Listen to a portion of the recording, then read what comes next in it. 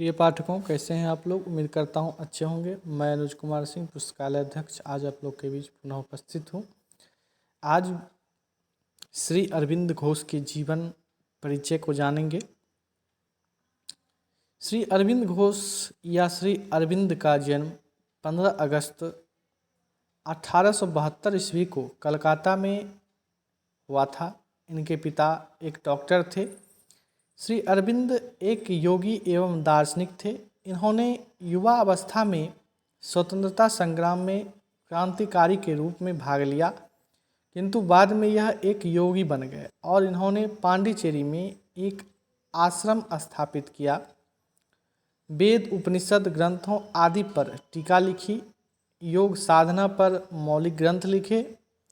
उनका पूरे विश्व में दर्शन शास्त्र पर बहुत प्रभाव रहा है और उनकी साधना पद्धति के अनुयायी सब देशों में पाए जाते हैं। यह कवि भी थे और गुरु भी। इनकी प्रारंभिक शिक्षा श्री अरविंद के पिता डॉक्टर कृष्णधन घोष उन्हें उच्च शिक्षा दिलाकर उच्च सरकारी पद दिलाना चाहते थे। अतएव मात्र 7 वर्ष की उम्र में ही उन्होंने इन्हें इंग्लैंड भेज दिया। उन्होंने केवल 18 वर्ष की आयु में ही ICS की परीक्षा उत्तीर्ण कर ली थी। इसके साथ ही उन्होंने अंग्रेजी, जर्मन, फ्रेंच, ग्रीक एवं इटालियन भाषाओं में भी निपुणता प्राप्त कर ली थी। युवा अवस्था के दौरान देशभक्ति से प्रेरित इस युवा ने जानबूझकर घुड़सवारी की परीक्षा देने से इनकार कर दिया और राष्ट्र सेवा करने की ठान ली। इनकी प्रतिभा से बड़ौदा नरेश अत्यधिक प्रभावित थे, अतः उन्होंने इन्हें अपनी रियासत में शिक्षा शास्त्री के रूप में नियुक्त कर लिया। बड़ौदा राज्य में ये प्राध्यापक, वाइस प्रिंसिपल, निजी सचिव आदि कार्य योग्यतापूर्वक करते रहे और इस दौरान हजारों छात्रों को चरित्रवान, देशभक्त बनाया। 1896 ईस्वी से 1905 ईस्वी तक उन्होंने बड़ौदा रियासत में राजस्व अधिकारी से लेकर बड़ौदा कॉलेज के फ्रेंच अध्यापक और उपाचार्य रहने तक रियासत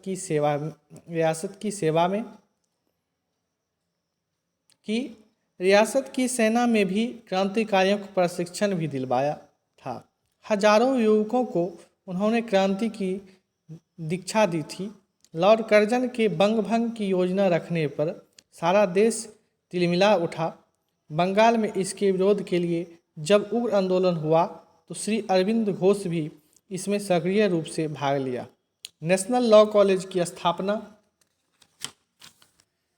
में भी इनका महत्वपूर्ण योगदान रहा। मात्र 75 रुपये मासिक पर उन्होंने वहां अध्यापन कार्य किया। पैसे की जरूरत होने के बावजूद उन्होंने कठिनाई का मार्ग चुना।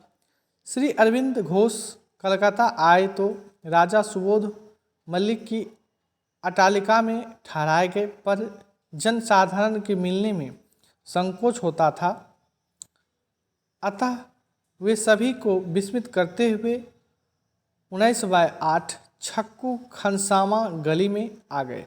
उन्होंने किशोरगंज, वर्तमान में बांग्लादेश में भी स्वदेशी आंदोलन प्रारंभ कर दिया। अब वे केवल धोती कुर्ता और चादर ही पहनते थे। इसके बाद उन्होंने राष्ट्रीय विद्यालय से भी अलग होकर अग्निवर्षा पत्रिका, वंदे मातरम पत्रिका का प्रकाशन प्रारंभ किया। ब्रिटिश सरकार इनके क्रांतिकारी विचारों और कार्यों से अत्यधिक आतंकित थी, अतः 2 मई 1908 ईस्वी को 40 युवकों के साथ उन्हें गिरफ्तार कर लिया गया।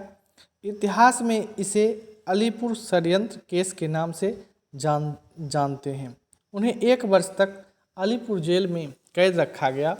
अलीपुर जेल में ही उन्हें हिंदू धर्म एवं हिंदू राष्ट्र विषयक अद्भुत आध्यात्मिक अनुभूति हुई।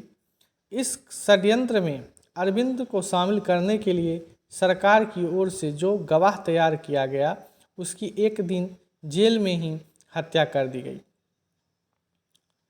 घोष के पक्ष में प्रसिद्ध बैरिस्टर चित्तरंजन दास ने मुकदमे की पैरवी की थी। उन्होंने अपने प्रबल तर्कों के आधार पर श्री अरविंद को सारे अभियोगों से मुक्त घोषित करा दिया। इससे संबंधित अदालती फैसले 6 मई 1909 ईस्वी को जनता के सामने आए। 30 मई 1909 ईस्वी को उत्तरपाड़ा में एक संवर्धन सभा की गई।